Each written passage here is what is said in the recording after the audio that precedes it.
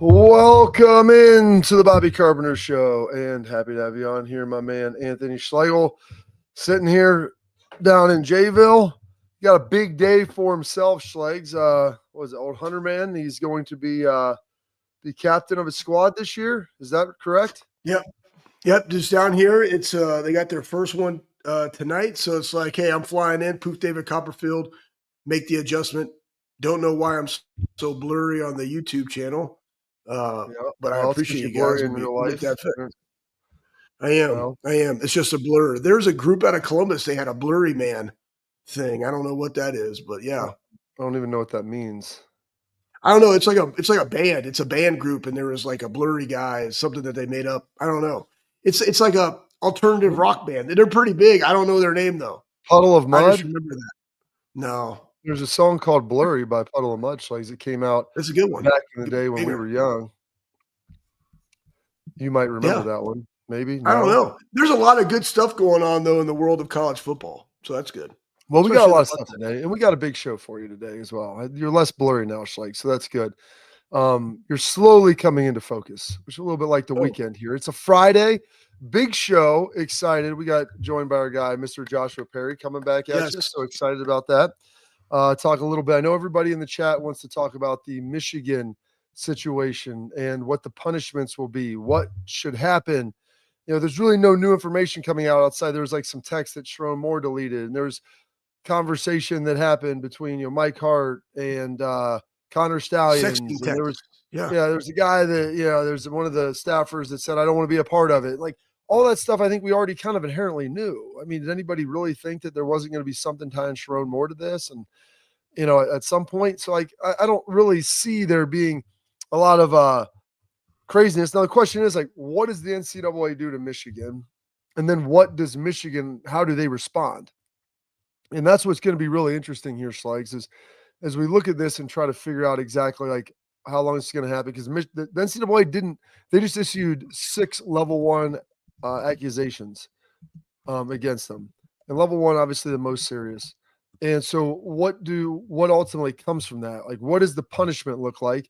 And then with that punishment, ultimately, what does Michigan do? And the question is, like, reading around, like, do they just stiff arm and say, dude, we're not going to accept your punishment. We're going to continue to play games.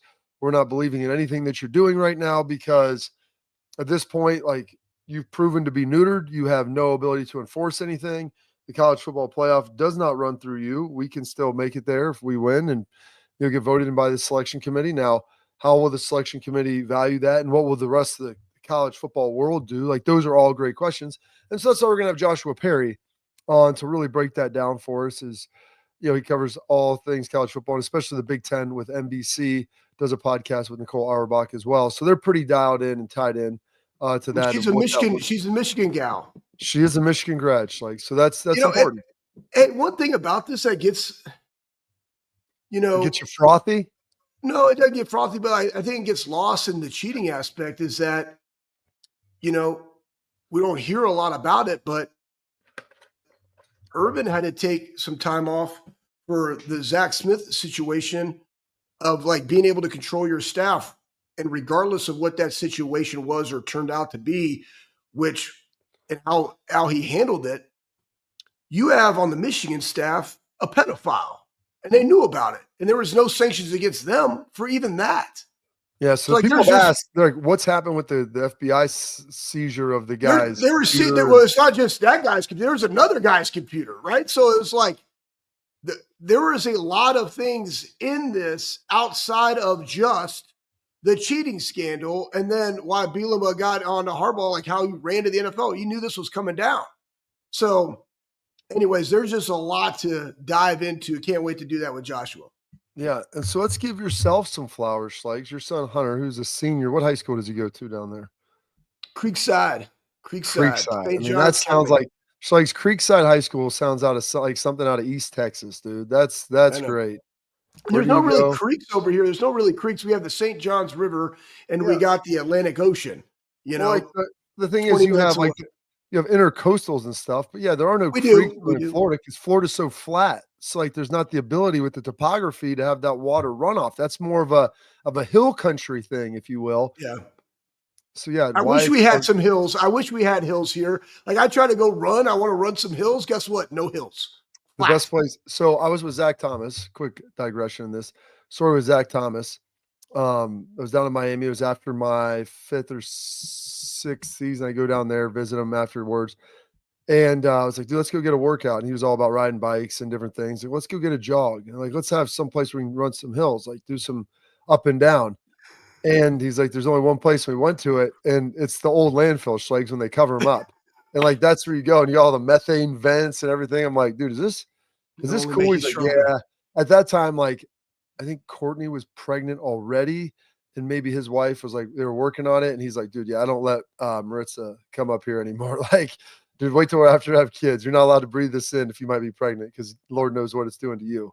But as a player, like, hey, it doesn't matter. And I guess one thing, the NFL, we talked about this morning, speaking of, bodily injury, the NFL said concussions are at an all-time low, or lowest since 2015. I'm like, that's great. Those are reported. Like, you can't, I guess some of the things you're doing with the hitting and the targeting, yeah, that might help. But guys are probably better at hiding it than ever before if they really want to try to avoid it. As we have our guy on AJ Hawk, who famously said, 11 years in the NFL, no concussions. I was 7, no diagnosed concussions. So I don't know what they're talking about. Yeah. Well, here's the other thing too. I think with that, Bob. Well, one, going back to the methane thing. Hey, listen. First off, I got into this Real Detectives. Is that what it's called? True Bob? Detective? True Detectives. I didn't even know that was a thing. Wait, and are I'm you on season 1 with Matthew Mahakane. Like, It's amazing. You're about a decade late. That's one of the greatest I know. shows. It's terrible how bad. You guys got to remember, man. I live in the bubble of getting bumpy and then working. Like just training, be with my family, and then everything else is work. Like, so I have never binge watched anything until Yellowstone. And that started because of 1893 and the 1923. I was like, this is pretty good. But my wife's like, you need to watch them. I'm like, okay. And then I was all in. And then my son and I are like, well, he and I watch shows like, Dad, you got to watch this True Detective. Like, it's legit. It goes down after the first one, but they're still really good. But the first one is really good. So I was like, okay, so now I'm back home. We're going to watch 5 through 8 together because they'll be like Invincible. Like that's coming out. Like we used to watch The Mandalorian and those little series like that back in the day. So now my wife and I are on Landman. So I think I'm only on episode 1. I think I'm on episode 1 there. So like, I don't have a lot of time. When I'm in Ohio, I am a Spartan. You travel all the time, like on the plane. No. But dude, you know what I do on a plane? It's this. I'm out like unconscious for both rides because I go so hard and fast during the week when I am in Ohio that by the time I get on that plane, I'm out. That way, when I come home, I actually have some juice when I can say, "Hey, what's up, everybody?" Yeah, I'm with you. I'm a big plane sleeper. I love it. I can fall. I'm with you. My wife's people tell me they can't sleep on a plane. I go, then you're not going hard enough. Because I sit in a car and sometimes I have a hard time staying awake driving 10 minutes. So if I sit in a plane and I'm like in a comfortable seat, like poof David Copperfield, I'll start reading Schlegs and I'll get like 1 page into my book. Next thing I wake up, like we're landing, books on the ground, dumped over, like I just falling asleep. This was no joke. Coming home from the national championship, you'll appreciate this. I got 1 hour sleep. I was up till like 4 o'clock. I got a chance to see some of the guys over at the Hyatt.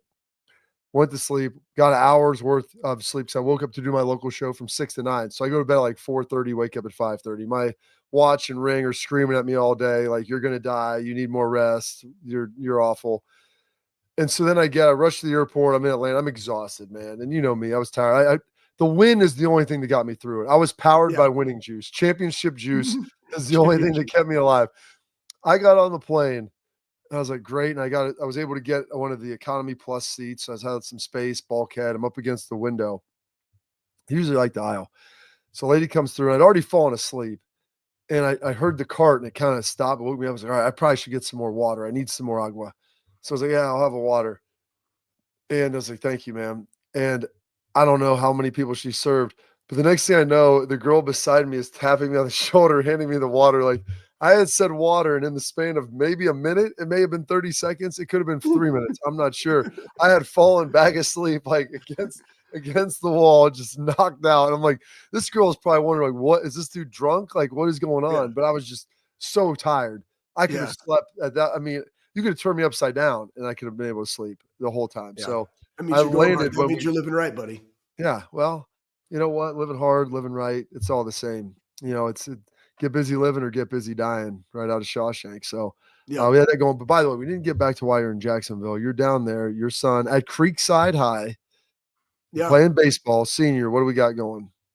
Yeah, so he's a captain down here. They got a game tonight. And it's like I ain't missing the first one. And it goes more into hold on, no. You said you're not missing the first one.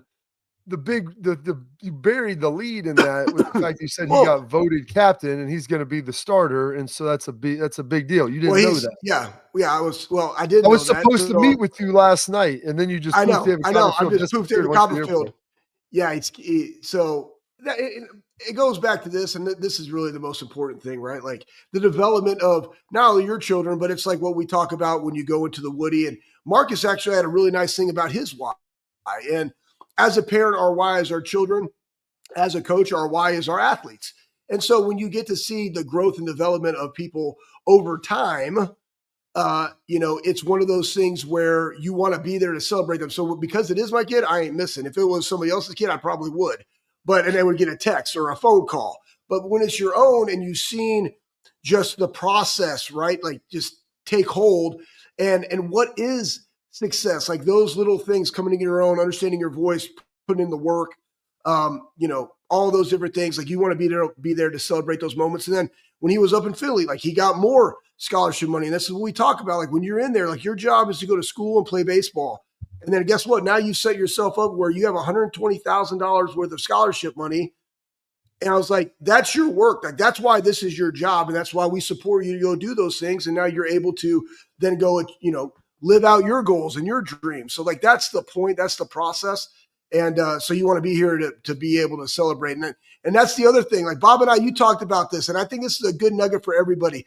You got to make sure that you hammer all the things you got to do at the beginning of the week, right, Bob? Because my end of my weeks, it is absolute chaos. Where it's like, oh, let's meet at the end of the week. No, we're going to meet Monday through Wednesday because I know definitively that nothing is changing. But Thursday, Friday, Saturday, Sunday, it's all chaos. It might be on there, but it's always subject to change. That's why coaches, when they get through when they start out with their original 10 to 15 play script, you start the game with it because you need to get those plays in to see what happens and to see how teams react. Pepper them throughout never works. You'll never get to all of it. And so, guys, one lesson, try to overbook early in the week. And then, if nothing happens, poof, David Copperfield, you got yourself a great Friday, Saturday, like Thursday, Friday, Saturday. It's awesome. And so I'm pretty good right now. I don't have anything else that really sprung up. I was hoping to see you yesterday, but you were down in Jayville. All right.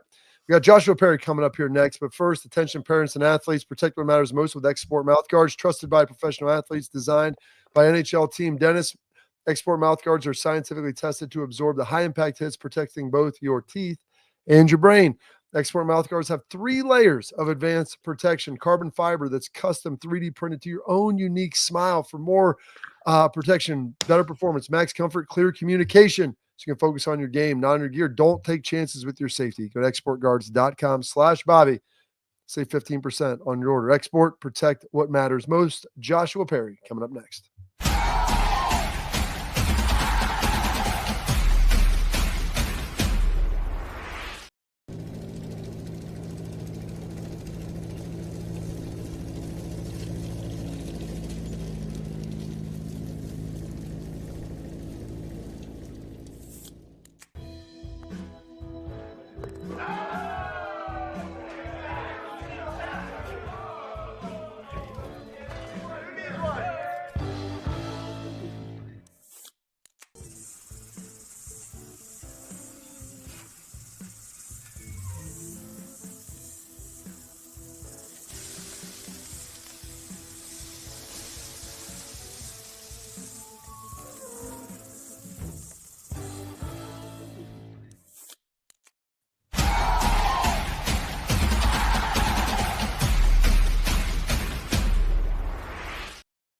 All right, now we're in here with our dude looking good. I mean, I can see Joshua just from Look, your man, face. you look We're amazing. starting to like lean down.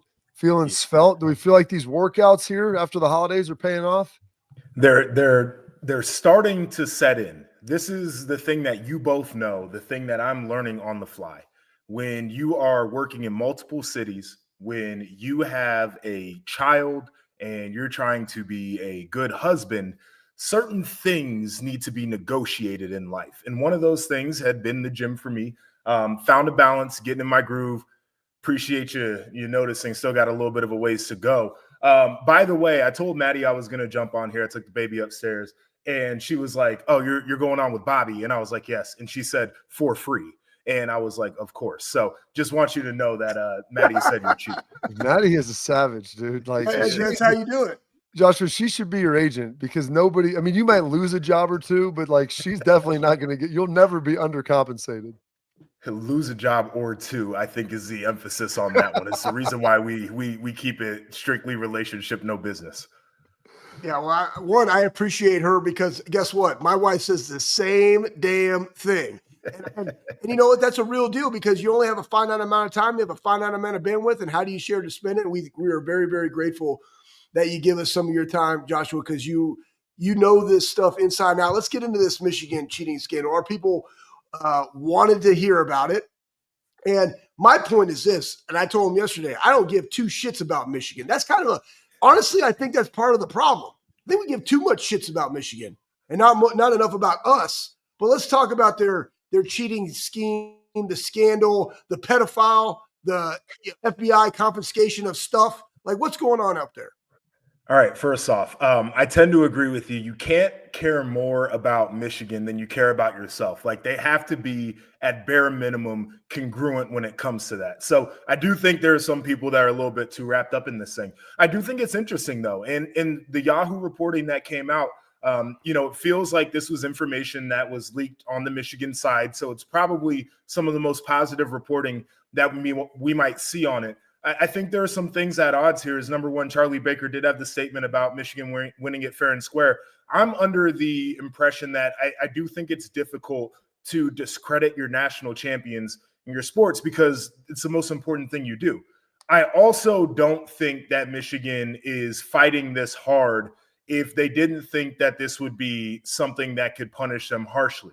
You would never take a negotiated resolution if they're going to say, hey, we're going to vacate this, or we're going to take scholarships for this, or the financial fines are something that can really hurt you, especially heading into the day and age where schools are going to be revenue sharing. Money is at a premium right now. So I think that's part of the reason why they're fighting this thing. It's also interesting. There's a big tone shift from, Connor Stallions is just this lone wolf who, was doing weird stuff that we had no idea about, to deleted text messages. And I can't believe somebody would do that to our program. We tried to tell the one low-level manager not to rent the car and drive down to Georgia because we knew that this guy was up to no good. So which one was it? Was it the lone wolf that you tried to tell us about, or is it the fact that there was at least some knowledge within the program that this guy was doing nefarious stuff that you thought to be a benefit because he was standing next to the coordinators on the sideline? So ultimately, I don't know. The NCAA is fighting two things here. Is number one, they got this thing with Michigan. A lot of people are upset. And folks on social media try to make it like, Ohio State's mad about this. I don't know if anybody remembers the athletic report that came out afterwards where they anonymously asked questions to head coaches from all the different conferences. A lot of people were upset about this because I think there's gamesmanship and there's crossing the line. And a lot of people have figured out how to play maybe even into the gray area, but certainly not crossing the line. Michigan completely overstepped it. So there's that, but there's also this battle of the court of public opinion, and nobody really likes the NCAA right now. And there are a lot of people, the further away we get from Connor Stallions and the further away we get from the Michigan championship, a lot of people nationally that are looking at this and saying, well, how punitive do you really want to be in this scenario? Very intrigued by it. My biggest takeaway is Michigan went from lone wolf to all of a sudden like, we were trying to distance ourselves. That's the biggest thing that stands out to me because that lets me know that somebody somewhere along the line knew that this was wrong, knew that they were up to no good, and they just kind of turned a blind eye to it, hoping that they wouldn't get caught. Well, what's interesting about it, Josh, was like I read the allegations. I'm like, okay, all of those things I was logically kind of anticipating happening anyway, like with the relationships you saw, how the things went, what was ultimately happening to think like, okay, yeah, Sharon Moore knew, like some coordinators knew, there was other people involved, obviously. Oh, they made a documentary about it and talked about it. Like, and he's in it. Like, he is the star. It is one of the wild things. I felt like at the time of the documentary too, Bobby, that and Connor Stallions hasn't been a cooperative witness, so I really don't think he cares. But when that thing came out, I'm like, I'm not exactly sure that the university is going to be happy that this dude sat down with Netflix, even as much as he tried to make it seem like nothing was going on. Like, there was a lot of stuff in there where it's like, I don't know if you want to admit to any of this stuff that was going on there. So I am curious, right? Like I keep getting back to this idea of where would the line be for the NCAA and what they would want to do here. I do know that there are a lot of people looking for their pound of flesh, though. So we'll just have to see. If you were to guess right now, what you think that, and who knows how long this takes. And I guess there's two things here. Michigan seemed more concerned with how they got some of this intimate information, like who was the term leaker. I was like, can we not call him whistleblower? I mean, I love the term leaker for me, just to use for banter. Yeah. They actually called it the leaker. And the thing, but who the leaker was. The call is coming from inside the house. And that's someone, it had to be someone internally. So there's that. And from my knowledge of people that were there, and I know a couple of them, I don't think that they really did some of the low-level people any favors on the way out the door. And when you have that, like, you have people with then an axe to grind who have a lot of intimate knowledge about what went on. Yeah, I mean, I think that's one of the intriguing things there is like, wherever the rumor got started, I think some of us know, but this whole Ryan Day's brother and the PI firm that was handing over information and the RICO charges that were going to come from that, which was absolutely nuts at the time when people were saying it. Again, like, it's all right there. They got the information. Part of the thing that was crazy to me is one of the defenses that the University of Michigan was trying to use is, well, it's fine that you have this information, but since we don't know the identity of the whistleblower, we feel like you shouldn't be able to use that. Why? What sense does that make? This whole thing is crazy. Yeah. So, all right. Bob just said, ask what he thinks of. Okay. That's what I'm asking, Bob. I love this. This is our group chat. This is our banter. So, hey, let's go back to this because we all know that the NCAA is inept. Everything with NIL, everything with the portal, all terrible.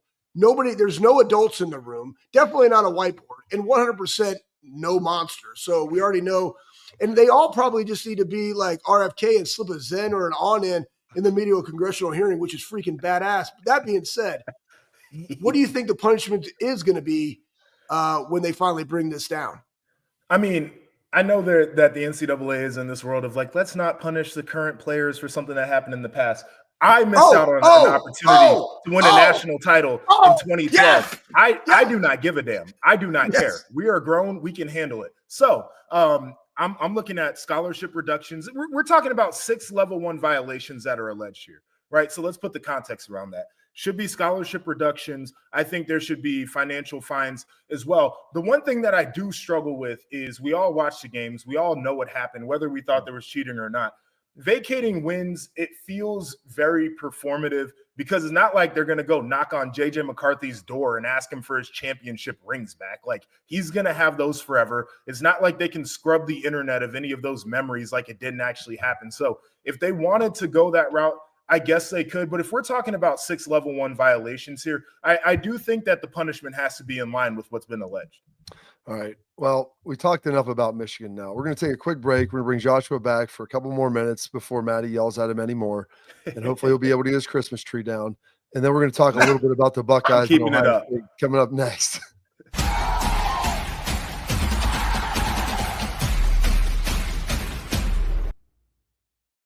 I'm Garage Beer, and this is Bobby Carpenter. Garage Beer.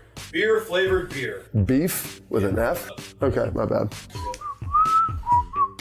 It's crisp and cool, and it doesn't taste like... I'm Bobby Carpenter. I drink in garages, because my wife says I don't belong inside. If you like a cold breeze on your bag, drink Garage Beer. It's American, and so can you. Garage Beer. Beer-flavored beer.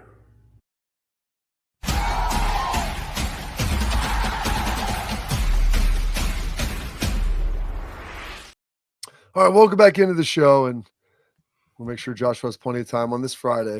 By the way, we got any big dates or anything planned? I know we got the little one, so I mean, I'm sure the weekend isn't quite what it used to be. We're going actually to Bridge Park this early evening with my parents. We're taking the kid out there to going to go to Valentina's and get dinner. 4 o'clock reservation because that's how the old people rock, and I'm totally there with them. It is so good to be wrapped up with dinner and back at home by 6:30. Nothing better in the world than going out to the early dinner. The Blue Hairs had it right on that one. I'll tell you this. My second year in Detroit, we're up there, and we played I think we played on maybe Sunday, and New Year's was Friday. And so it's like, what do you do? And we had 2 little ones like you. We had like a 1 and like a 1.5 and 6 month. And we had one of the other guys, Vinny Church, who had young kids. So we literally booked like the 4:30 reservation to go eat. It was us and like my grandparents. And we ate and came back home. Like we're all done. I'm like, it's 6:30. What am I supposed to do now? Like I'm going to kind of get hungry again, but it is good when you got the kids. You obviously have to have that wrapped up. So that's good. Hey, real quick, can I ask you as a question real quick? Get the meatballs at Valentino's, by the way. They're so good. We went there a few weeks ago. It was amazing. You see Josh Pate and Buckeye Scoop beefing on the timeline right now? Really? Yes, over what the punishment will actually be in this whole sign stealing thing. And Pate is trying to get Scoop to wager some money on what the final sanctions are. I don't see a vacation of anything. Like, I don't think they're vacating anything as far as wins and stuff. Like you said, it's more performative. I know people want to, but like you watched it happen, like you can't go undo that and what ultimately occurred. So it's I don't know. It's pure theater with that. Like you said, I think there is some financial bite and different things that can ultimately be bigger moving forward. But let's focus. Let's spin back to Ohio State, Josh. Let's focus on the positive. We got a national championship. Ryan Day seems more relaxed, like happier than ever before. Like I'm sure the weight of 10 worlds has been lifted off his shoulders now. And now people are saying he's the best coach right behind Kirby in college football. It's amazing what like one national title will do, but he needs a new DC. And like the way Jim Knowles left, going to Penn State, like that feels a little weird and a little dirty. Yeah, it certainly feels a little personal, whether it actually is that way or not. I will say Ryan Day is on the media tour like he's gearing up to run in 2028. He's doing the late night shows. He's sitting in living rooms with suburban mothers during the day, and I commend the man. It looks like he's having a lot of fun. He deserves it, as you mentioned. Been through a ton, but when you become a champ, you get to tell the story, as he likes to say. In terms of the DC, I'll be curious what you end up doing if you're Ohio State, because some of the people are trying to make this sound like there was a push and a pull between Ryan Day and maybe Larry Johnson's in there as well, and how much of Jim Knowles did we get to see and how much was his scheme. And so it feels like people are talking about Matt G as an internal candidate. Well, that's like a Jim Knowles disciple. So if it was about scheme, is that the way that you go? If it wasn't, I think that could make a lot of sense. I'm also of the mentality, Bobby Schlegs. As soon as the season ended for Ohio State, we watched people come after dudes like Jeremiah and Carnell Tate and probably a bunch of other guys to try to poach them. Why don't you go out and do what Penn State just did? Go out and pay a bunch of money to somebody else's coach just to be petty and make the statement that it's Ohio State, we got big bucks, we just won a championship, and we'll get whoever the hell we want. So I kind of like the idea of doing the national search and maybe making a big splash that way. Ultimately, it's got to be somebody who you feel like can fit scheme-wise with the players that you have on the roster. Certainly some turnover on defense, but a lot of really talented players there. It's a great opportunity, though, for Ryan Day coming off of a championship. The timing is right if he does want to go out there and identify exactly who it is. It feels like the timing's right to go ahead and do that. Yeah, I will say this too. I think you also have to take into consideration your players, because we also felt like this player group came together, and it was Ohio against the world, and it was the people in the Woody. I think Chip actually alluded to that. And so like you also have another guy there, OG, right? And Tim Walton, who's a phenomenal coach, been a coordinator in the NFL, knows those guys, does a phenomenal job. There could potentially be a coordinator, but that also goes into you have this weight of Larry being older. When is he going to retire? What does he do in that defense? This is really the hardest thing for a DC. And I guess this is the question I want you to answer. The hardest thing when a DC comes in, just like Chris Ash is going to Notre Dame, right? Did that come out that he's officially the DC at Notre Dame yet? Yep. Okay, good. So, I mean, I don't watch. I just talked to the man. So I was like, yeah, it's probably happening. I just want to make sure it did happen. So that being said, when you got to go in and they're all the guys that are still there because you had a really good defensive run, like that is a really hard thing because now you're trying to collaborate, but you're also the authoritative figure of what's going to happen, while those guys also have the most important thing, and that is the relationships within the building with the athletes. You see what I'm saying? So, like, that's why I'm just kind of against where you're going to go and get that. Like, if you're going to ruffle feathers and bring somebody in that's a back-end guy or a linebacker guy, but then what does it look like with Larry? Like, where do you feel that balance needs to be, Joshua? Well, I think that's go ahead. When Bob at Ohio State, everybody was D'Antonio. Then it went to people in the building, right? Tuck and Snides. And it went to Haycock, right? And then it went to Fick, right? And then Chris Ash came in. It was like a but it was always somebody within the building.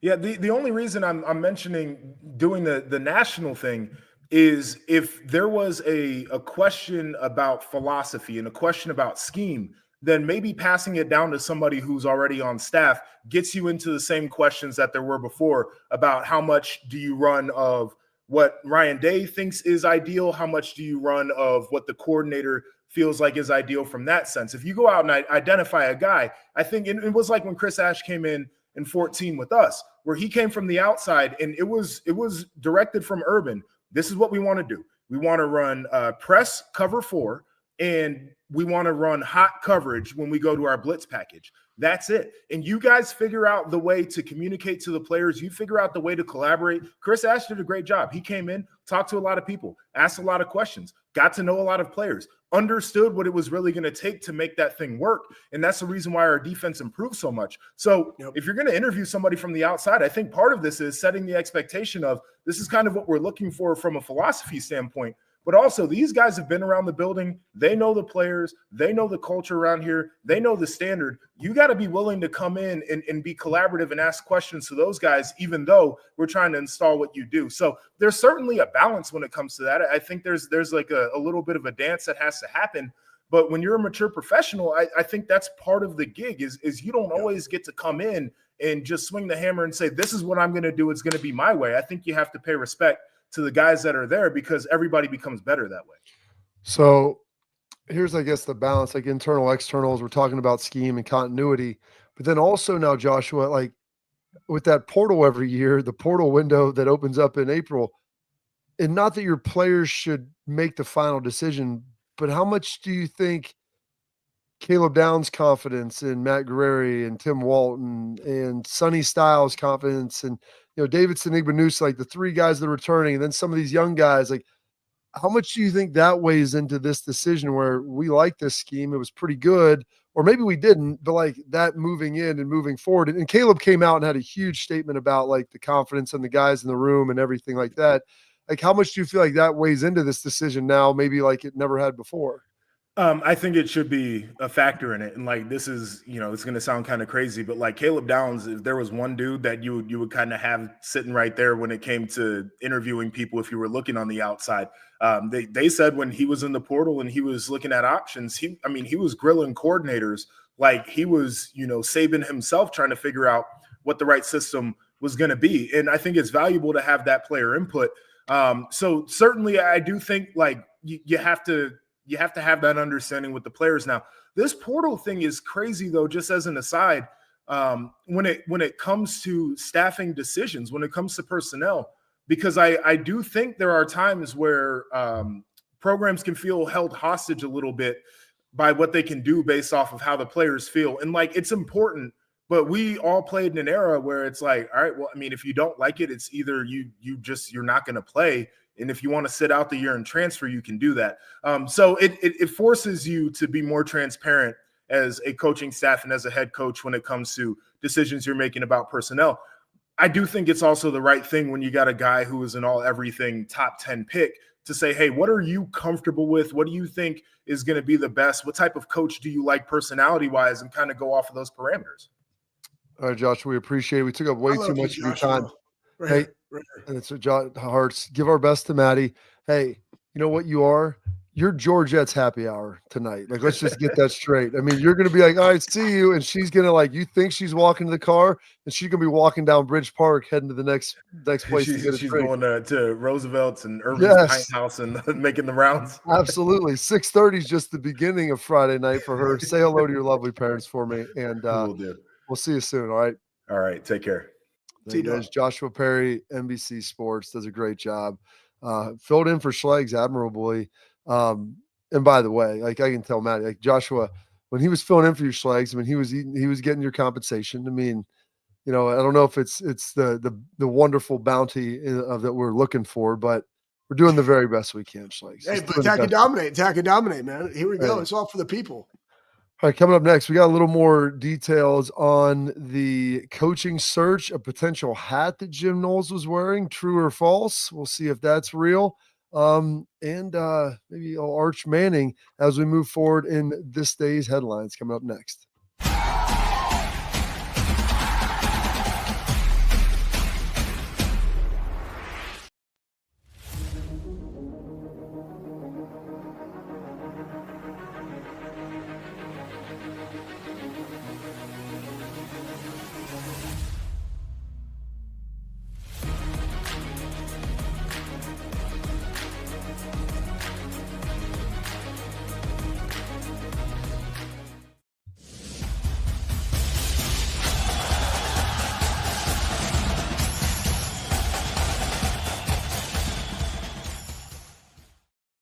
All right, let's go to first the coordinator update, Schleggs. Like, let's take a little peek at that as we toss that up there, Pat, of, you know, what it looks like, who they're potentially bringing in. This was, you know, courtesy, I believe, Schleggs of whatcleveland.com. If who they're looking at, you mentioned right there is a picture of Jim Leonard, who that it could be him possibly. Yeah. What's interesting is, you know, I know Ryan's looked around. There's, you know, some NFL coach, you know, Chiefs D-line coach Joe Cullen is a possibility. You know, there's some other guys with ties to Ohio. But I'll tell you this, I always find it interesting, you know, what people say when they say it and their sense of urgency on things. Ryan seems very relaxed in this. And, you know, obviously there's a national championship that helps. But he was on Morning Juice with me this morning. He was out recruiting, called on in. It was great. I asked him about that, the timeline and what he's thinking internal versus external. And he brought up something and didn't overtly say this, but you listen to the context of it, where he said Matt Guerrieri, rising star in the coaching profession, trying to maybe introduce everybody to him at the celebration. And then he said, you know, looking at Nick Saban, coordinators came and gone, but a lot of guys were internal. They kept their language. They moved things forward. You mentioned Tress and kind of how he did it. If you feel like you have the right guys in the building, then you're in a pretty good spot. And when he started talking about that continuity, that made me just feel like, you know, Nick would co-coordinator and do some stuff like that. This is no check the scores, no inside information or knowledge, but just looking at kind of how Ryan's handled this, I would say the favorite in the clubhouse right now is some sort of Guerrieri, Walton co-coordinator situation.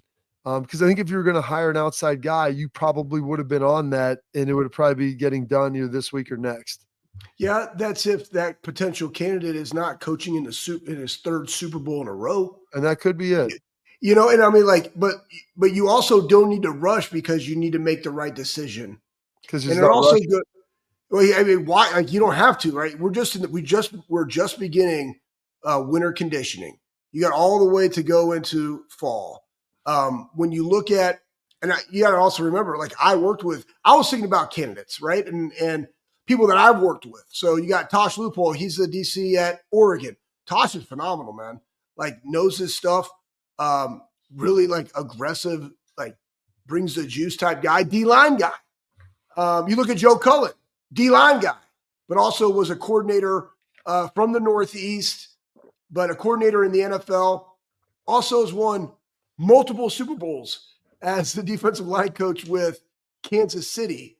And there's a lot of breadth and knowledge to that. And I think, Well, and what's interesting with that is his connection to James, because James played in Spags' system. So James exactly. Leonidas would have a continuity with that and the ability to help teach it as well. And there's a lot of things that you can do with this, guys. Like, let's say I'm just giving you areas, right? Everybody, the biggest thing is that do you feel that you have a voice in the meetings and you can collaborate, but also have an authoritative figure like this is what we're going to do, plant the flag, execute. And you got to have the soldiers. Like at some point, regardless of title, there is one that is the DC and he has the authority. And then you need to sack up and be a soldier, a soldier. I think sometimes I get a swole. You know me, best part of waking up is soldiers in your cup. But I think sometimes people get lost in that and they carry that emotion to the field or they backtalk, in meetings and whatever all that other bullshit is. You just need soldiers sometimes. And so I think that's where, but in today's age, you can make all of that work, right? So it could be, I'm just giving you an example. It could be, hey, DC, co-DC, assistant head coach. Now everybody gets a bump, right? Every passing game coordinator. That's what they do in the NFL. You have a defensive coordinator, then you have the passing game coordinator or the run game coordinator with the DC. Like they do all that because it gives them more money. They also have the coordinator on the title or an assistant head coach on the title. Why? Hey, look, this guy was the assistant head coach for Ohio State. Let's bring him in. However they, finagle that, all just means an increase in pay for those guys along with being in the building. How does Ryan want that to structure? I don't know, but he has time. That's why he's not rushed about it. And you need to make sure that when you make the decision, you're not rushing into it. You have it all laid out there because it's not going to hurt you in the recruiting process because the guys that are in the building, they're already on the road doing the recruiting for you. All right. Former defensive coordinator at Ohio State, Jim Knowles, now at Penn State. Athlon Sports put this out here. It's by Swanky Wolverine on Twitter. This is not real, folks. This is not real. I'm 99% certain on that. But Jim Knowles, when you saw that, how did that hit you? Because the first time I saw it, I was like, wow. I'm like, that's not real. Yeah. That's AI. you got great AI. You got great AI now, and that's all well and good. But how did that hit you? First of all, I don't know why he's taking a selfie like that. It is. I don't know what that. Dude. Yeah, it's a tender. Boom. But yeah, I don't know. It didn't hit me anything. I just started laughing at it because I like Jim when he was out there, coaching. You'd hear him. He just looks like a Papa Smurf out there coaching guys in the back end doing what he does. And I also don't forget, hey, we just won a national championship and our defense is playing lights out and they made improvements every single year. And now he's moving on and he's at Penn State. Just guess what? Beat their ass next year. Here you go. That's all I know. The good thing is we know what he likes to do. Can he get his players to do it? We've already been running against that for 3 years. So attack and dominate offense when you see them. Make them hurt. Absolutely. And then finally, we got Arch Manning. You talk about NIL and they're like, oh, all this money and all this stuff.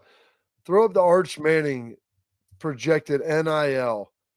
$6.6 million. You see all the quarterbacks in the NFL that aren't making that. I mean, that is an obscene amount. Maybe he's worth it all. I have no idea, Schlegs, but my goodness, if that's real, that is a robust number.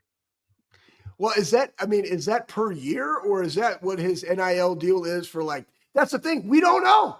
You don't know. You don't know how much you're making next year. That's so bumpy. And again, hey, man, you're making money in college now, right? So why not stay another year to get more development, to be better and have a higher draft pick, to be able to be developed to go get the second contract? Because in the league, you look at this, that's how teams can get better quickly is because they have a younger quarterback that's performing, and then they can surround them with protection and weapons. Now, look at Washington. They're able to make a run in this because they can get other players because their starting quarterback is not making as much. But now in college, you got a starting quarterback here making $6.6 million. Bumpy. Yeah, it's wild. I mean, trying to figure that out. And Nick, you have a Texas was like we got that $7 million profit. Boom, Arch, here's 6.6. Now we got $400K. What are we going to spend that on? Absolutely. Well, we got a good deal with that, Schlegs. It's Friday. We got some tailgate talk. We had a couple questions in the comments. Maybe we'll get some questions fired up from the chat. We'll throw those up there coming up from Tailgate Talk from our friends from Real Truck up next.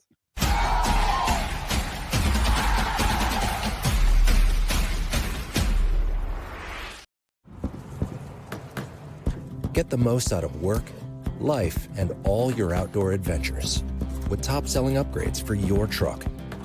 Guaranteed fit, free shipping, easy install, expert support, and thousands of dealers just a click away.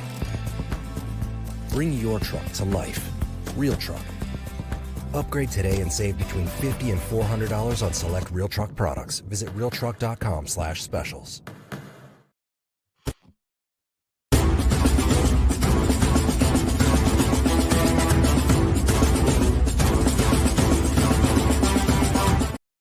All right, welcome back in the Bobby Carpenter Show. Please like, subscribe, leave comments, questions in the chat. We love it. Almost to 10,000 subscribers, Schlegs. I think it was the goal by the end of the season. I think we're going to get here in the next couple of weeks. Been texting with Lathan Schlegs, trying to figure out a time where we can get him, follow his draft process. Going to get some more current guys on. Who are we going to get? Who are we going to get next season? Who are we going to get next season? No, Schlegs, early on in the year. I didn't figure out that Lathan kind of wanted to be in the media and work on this till the summer. So we'll figure that out. I'll ask the guys and who wants to do this, and guys can come on, and it'll be a good opportunity. I saw Lorenzo in the Columbus airport yesterday. Side nugget. Dadgum Donato's, if you got time between it, they're like, hey, you got 15 minutes in between your flights? Yeah. Boom. That was money, man. The 10-inch sausage pepperoni was amazing. But I saw Lorenzo in there, so it was great. He was flying some more. Wait, big Lorenzo or little Lorenzo? Little Lorenzo. Oh, side nugget. Listen, if you take a pizza onto the plane and leave the box on the plane, you're a bad person. Bad person. That's not even a question. Hey, I don't know what's worse, shopping cart or just taking all your food to eat and leaving your trash. Leaving it all up in the Doomajink. When they come by with the bag, give them the trash. The flight attendants aren't paid to clean up the plane, man. Pick up after yourself. Be a better human. Terrible. All right, go. Here we go, Schlegs. We got a couple questions for you coming out of the chat today, Pat, so you can fire them out that. Mellow7 wants to know when workouts start. When are workouts start? They're starting today's Friday. Really starting hardcore next week. They've been going with the younger guys. Remember, you got transfers that came in. You got the mid-year guys that came in early. They've already done all of the oozing in process. You already have, normally you got a couple weeks where you ooze them in to be with everybody else. They've already been oozed. So now they're going, right? You have the guys that didn't get a ton of playing time. They've already been having workouts. They've already had a couple. So now when they're going, they're already going to be in week 3 of that. Then you got your guys, the meritocracy guys, the 1,000, 500 club, the 1,000 club, the 2,000 rep club of your career that are there. Here's where you are, but everybody's starting next week. Yeah. So they had a group, they've got groups of mid-year young transfer guys. Then they've got the guys who were on the team last year, still developmental, haven't played a ton.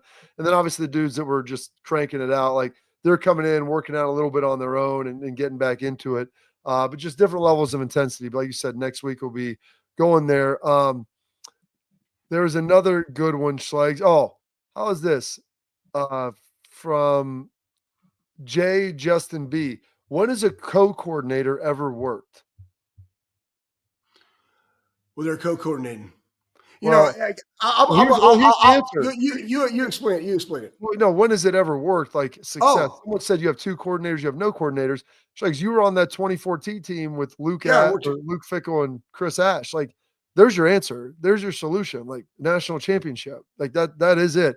It takes 2 special people that can see it the same, and they're having input and conversation. One person ultimately makes the call, but you need to have trust because that other person's up in the box. So you've got to have that trust and that understanding of what's going in and what's being called. So I think it can work well.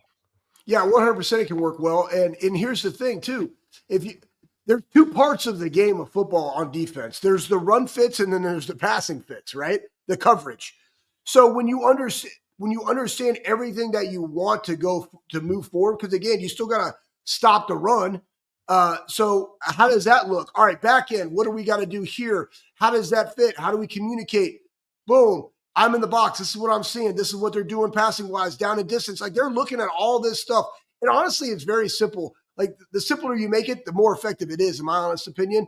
But when you can have 2 guys that are a little bit different, that understand all, but are better in one or the other, it works. I'm going to give you an example. In strength and conditioning, There is speed, change direction, acceleration, all that stuff that goes on the field. And then there's the weight room. Like, you don't understand how difficult it is to run 3 groups where you're coaching the entire speed work, and then you're also running the entire strength and conditioning work. It's great to have people that are really good in certain areas that all come together and make it happen. So guess what? You're the best version of yourself all the time, as opposed to just getting wore out because you're the only voice there. That's why you have a staff. So I think it's just very similar in that aspect, and I think it 100% can work when done with the right people. All right. I've got a couple more. People are suggesting Edric Houston and K-Mac. Said both are very entertaining. I haven't talked to K-Mac a ton. Talked to Edric a lot. He would be really good. And we'll talk to K-Mac. We'll see if those guys want to do it. I mean, it's a function. I'm not making anybody. It's an opportunity to hopefully get them out there. There's a good question, Schlegs, that comes also. Oh, goodness. Where is that? About side nuggets. So good. Like McDonald's. It really is. It really is a good one. When you start Well, talking here, about side nuggets, and I can't think of where it came from, but it said, question, is side nugget like some side boob? I don't know. Like, you have to tell me that, Spikes. Both are good. Yeah. I like, that. That's Yeah, Troy V. I just think it's how you take. That's how you take it into like. Oh, hey, that caught my. You know what? They both catch your attention, which is why they're amazing. But I will say this too about Edric and about K-Mac. Like, of all the things next year, when you lose a defensive line, 4 seniors, dogs. I mean, dadgummit, Tyreek is a bona fide first rounder. Jack, what him and JT did. You look at Ty Hamilton, guys. That's the area you got to replace. And I'm going to say this, like this offseason, this development for those guys is critical. And not only just those guys that are coming up that could be the ones, it's the 2s. It's the 3s. Because when you want to make this run, you got to be able to be fresh. And I'm not like, I know we didn't talk about it because it's probably not that noticeable sometimes. But when you took Tyreek out that game, there was some holes. You can say, they filled in good or they did this or that. It's the consistency of Tyreek. Yeah, there's some effort that they got to make. So they're going to have to make those jumps. But I'm excited for them. I love it. Okay. Final question before we get to do the week here as we scroll through the chat. Let me see where I found this good one. As we were talking about Schlegs, Jack Sawyer. From Mike Ferguson. I suggested to my wife this week that we name our newborn daughter Jacqueline Sawyer. She was not going for it. Is that an appropriate name, Schlegs? Is that okay? Jacqueline Sawyer. I think that's a win. Well, there's Jacqueline Kennedy Onassis. There's a Jacqueline. Yeah.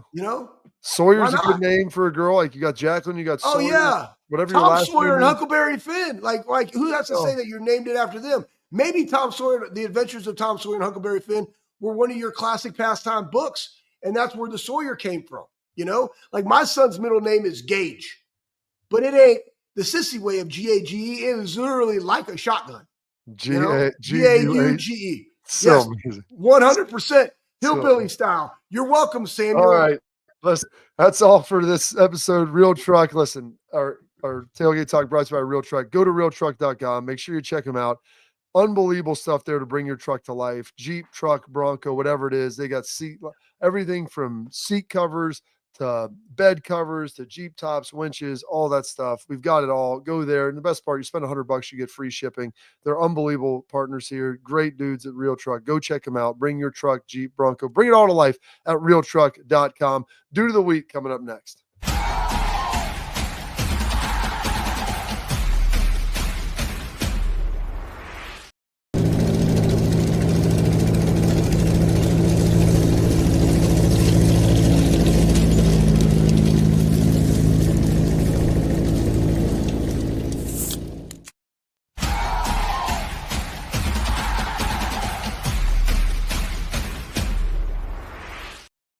All right, here we go for Due of the Week, Shakes. I'm going to throw mine up there. 3 wins in the row for the Buckeye basketball team. Super pumped for them. They lost 3 close ones. Oregon, I forget someone else, Indiana, a couple tight ones. They've racked off 3 in a row. Purdue, they just beat Penn State last night and smoked them. You get one more against Illinois coming up. That'd be a big 4-game stretch for them. Get a lot banked up. That'll be tremendous. But Jake Diebler, man, Due to the Week, getting them rolling after 3 straight losses. You were worried about the January swoon. They were able to pull out of it, Schleich, pull out of that jet wash and get that thing corrected. Yeah, I love that. Yeah, and last night beating Penn State, as we just talked about, Knowles, like, how about you help their defense, Jim? So throw mine up there. Mine this week is, that's not the one I wanted. I wanted the rap album, but that's okay. There he is. They had like a little thing on Twitter about a rap album that Ryan just came out with. And if I was doing a rap album for Ryan, it would be more of the context of DMX. I would have that look, like I would like the It's angry. dark out and hell is hot. Yeah, I would have had like the It's dark coked out up, and hell is raged up hot, dude. Ryan Day that everybody talks about that they like to see. But why? There It's it just like is. he gets to make but it would be harder and grimier than what that says, because it Right. wouldn't be like a jacket. Probably throw some like fake taft sleeves on him. But it goes into this, right? The best overall point differential in a college football playoff, 70 points for the Buckeyes. They only trailed for 6 minutes. Now the guy is being able to go around, go to all these different things, get Ohio State out there even more, while still also flying and recruiting his absolute face off. My dude of the week, because he earned this. He earned this. Absolutely. All right. We got a lot of great. Thank you for all the input in the chat. We love the commentary there. It makes the show easier. And frankly, we want to be able to do a show that services you and gets all your questions answered. Bob, We you're so appreciate- good at servicing dudes and other Oh. people. It's amazing. Shakes, I've been The servicing best you. dude servicer. Well, you seem to be very appreciative. You are a tender I lover, am. and you always say thank you. So I appreciate that. This is the weekend. Enjoy it, folks. We'll see you at 12:30 on Monday.